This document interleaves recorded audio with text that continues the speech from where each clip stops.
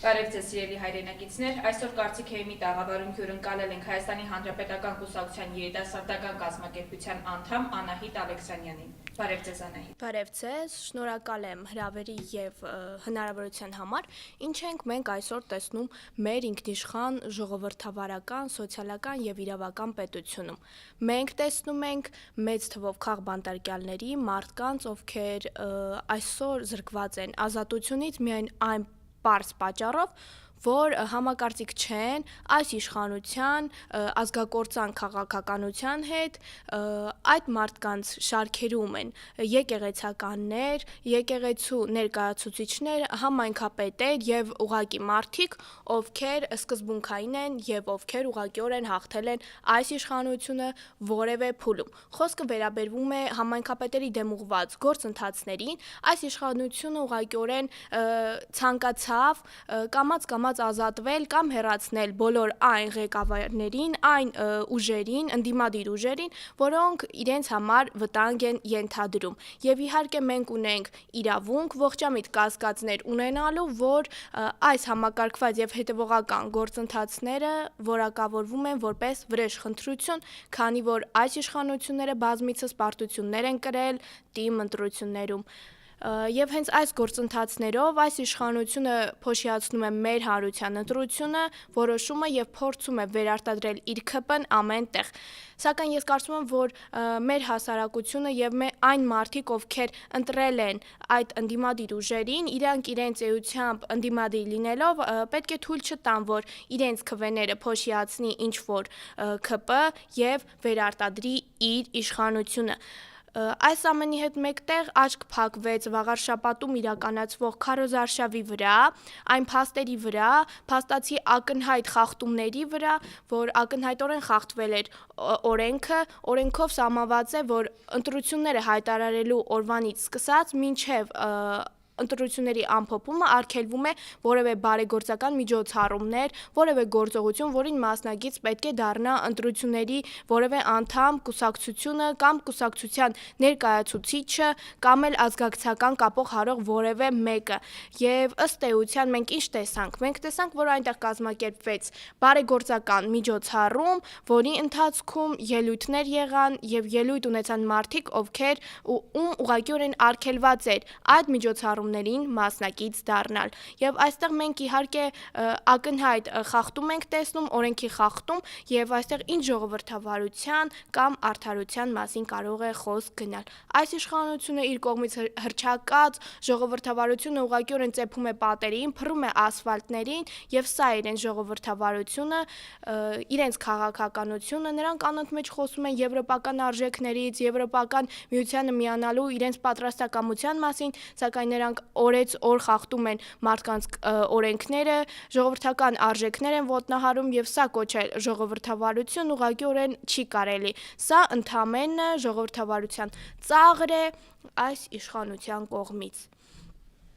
Միանշանակ տեղական ինքնակառավարման մարմիններում ընդդիմության կողմից անընդմեջ տարվող այս հաղթանակները ապացուցում են այն, որ այս իշխանությունը երկրում վերընտրվելու շանսեր գրեթե կամ բացառապես չունի, եւ նրանք դա գիտակցելով է, որ այսօր գործում են հարձակումներով համայնքապետերի վրա, ժողովրդի քվեների վրա, ինչպես արել են դա նրանք Մասիսում, Գյումրիում, եւ արդյոք այս ողջ գործընթացները, այս կատարված իրադարձությունները հարձակում չէ տեղական ինքնակառավարման մարմինների ընտրությունների արդյունքների վրա, եւ արդյոք սա հարձակում չէ մեր հանրության քվեի վրա, եւ սա միանշանակ հարձակում է։ Եվ այս գործընթացները ունեն մեկ թաքնված նպատակ՝ վախեցնել մարդկությանը, ժողովրդին, ընդդիմությանը, որպեսզի կարողանան կրկին անգամ վերարտադրել իրենց իշխանությունը, իրենց ՔՊ-ն։ Եվ մենք տեսնում ենք, որ այդ իրենց վախեցնելը, այդ գործընթացները որևիցե արդյունք չեն տալիս եւ չեն տալու միայն այն պատճառով, որ այս իշխանությունների համար որպես իրենց հաղթանակի երաշխիք առաջադրել են այդ խաղաղության ստորագրած թուղթը, որը նրանց գնահատմամբ վստահություն է, եւ նրանք ըստ դրա հաղթելու են։ Սա է նրանց հույսը, եւ նրանք իրենց հույսը որպես վստահություն են ներկայացնում մեր հանրությանը, մատուցում են մեր ժողովրդին, Եվ միանշանակ այսօր դա է նրանց հույսը, նրանք դրանով խոսում են մի պարզ բանի մասին, որ այդ թուղթը իրենց պետք է որպես խաղաթուղթ ընտրություններում մարդկանց աչքի առջև ցուցադրելու համար։ Եվ բոլորս գիտենք, որ այդ թուղթը, այդ ստորագրված խաղաղություն, կեղծ խաղաղությունը առոչինչ է եւ բոլորը գիտեն, որ դա նախաստորագրված փաստաթուղթ է եւ ստորագրվել է բոլորիս հայտնի հիմքերի վրա, քանի որ Ալիևը հստակ բարձրաձայն ասել էր, որ խաղաղություն եւ բանակցությունը ուղիղ կապված է իր պահանջների բավարարման եւ պահանջների կատարման հետ։ Եվ հենց այդ պահանջներից էր միանշանակ մեր կրոնի դեմ այս կեղտոտ արշավները, ցեղասպանության միջազգային ճանաչման գործընթացից հրաժարումը եւ իհարկե ամենագլխավորը սահմանադրության փոփոխումը, որտեղ հստակ հղում է կատարվում Արցախի անկախության հռչակագրին, իսկ այստեղ հստակ խոսվում է Արցախի ինքնորոշման իրավունքի մասին, Արցախին Հայաստանի երաշխավոր լինելու մասին եւ այս ամենի հետ մեկտեղ Ալիևը բարձրաձայն առանց որևէ վախերի հրապարակայնորեն խոսում է նրա մասին, որ Երևանն է իրենց պատկանում, Սևանն է իրենցը եւ խոսում է անգամ 300,000 ադրբեջանցու Հայաստանում բնակվելու մտքի մասին եւ դրա հետ մեկտեղ անգամ խոսում է, որ այդ մարդկանց համար պետք է ապահովի անվտանգություն։ Եվ հենց այս նախապայմաններով, այս հակազգային պայմաններով է պայմանավորված այս կեղծ խաղաղությունը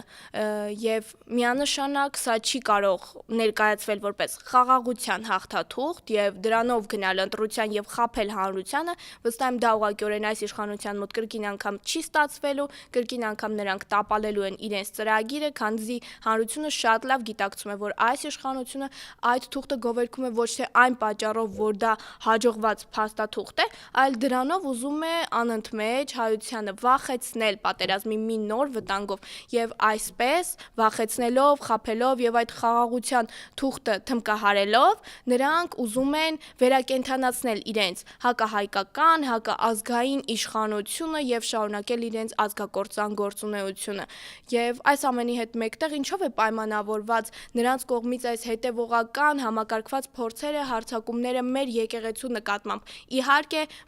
քանի որ Նիկոլ Փաշինյանը շատ լավ գիտակցում է, որ եկեղեցին այն միակ ուժն է, որը իզորու է համախմբել բոլոր ազգային ուժերին եւ թույլ չտալ, որ ինչ որ անաստվածներ, ինչ որ ապիկարներ մեր երկիրը հանձնեն թուրք-ադրբեջանական տանդեմին եւ այսպիսով նրանք անգամ փորձում են հիմնավորել իրենց այս ապիկարությունը նրանով, որ խոսում են ինչ որ կանոնների, ինչ որ եկեղեցական կարգի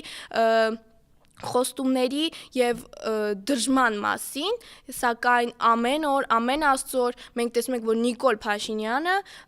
դրժում է իր սահմանադրական երթումը, այն խոստումը, որը նա տվել է ժողովրդին, մեր հանրությանը վարչապետ դառնալիս եւ ամեն օր սահմանադրության կարգը խախտող անձը խոսում է այլոց երթման, դրժման, ենթադրյալ դրժման մասին։ Նրանք գիտեն, որ իրենց այս սրբապղծությունները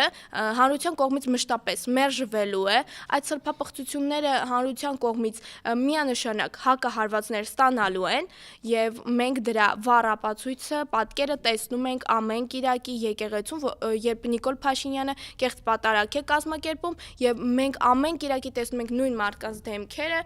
քանի որ եւ շարունակաբար մենք տեսնելու ենք այդ մարդկանց դեմքերը, քանզի դա Նիկոլ Փաշինյանի միակ ռեսուրսն է, դա նրանց միակ երաշխիքն է։ Նրանք գիտեն, որ բացի իրենց վարչական ռեսուրսը, իրենց կողքին չի կանգնելու ոչ մի առաքինի մարդ եւ հենց դա է, որ իշխանական ուժերին այսքան վրդովեցնում է, բարկացնում է եւ նրանք նորանոր ճնշումներով հարձակվում են մեր եկեղեցու, մեր հանրության վրա։ Քանի որ նրանք գիտեն, որ չեն կարողանում քանդել մեր միասնականությունը, մեր կրոնը, մեր եկեղեցին, եւ այսօր մենք տեսնում ենք, որ այս իշխանությունը ըստ էության ինչ է ուզում անել, նրանք ամեն ինչ անում են, որ առաջիկա ընտրություններում արտահերթ թե ընտրական նրանք կարողանան կրկին անգամ խապկանքներով, նորանոր խոստումներով